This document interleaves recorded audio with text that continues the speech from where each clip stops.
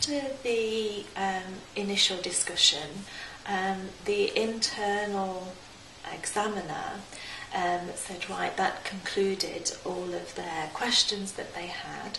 He asked me whether there was anything else that I wanted to ask. And I just asked him there and then, could you tell me how long it would be before I would hear about the results? And he said, well, if you just take a seat outside the room, we will call you back in, and we will give you the decision there and then. So at that point, I left the room, made a quick phone call to my supervisors and said that I've been asked to wait and they would call me back in because they wanted to be there when the result was given. So they came back to meet me and I was just waiting outside the room, and that was very nerve-wracking, just that little bit of time and you're reflecting on the answers that you've given, and you're trying to reflect and think, oh, I could have said it in this way, or I could have said it in that way. Did I get my point across? And so it's just that last little bit of uncertainty before you get your result.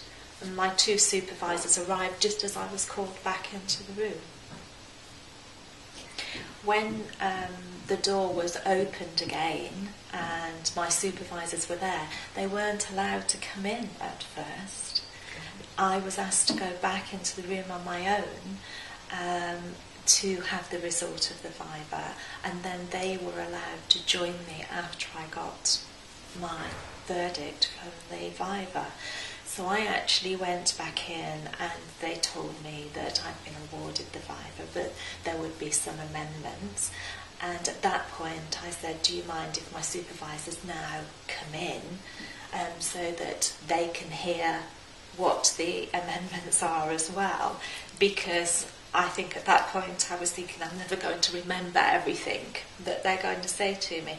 So then they did come in and it was reiterated again that yes, the PhD had been awarded and there would be some amendments, but very minor amendments.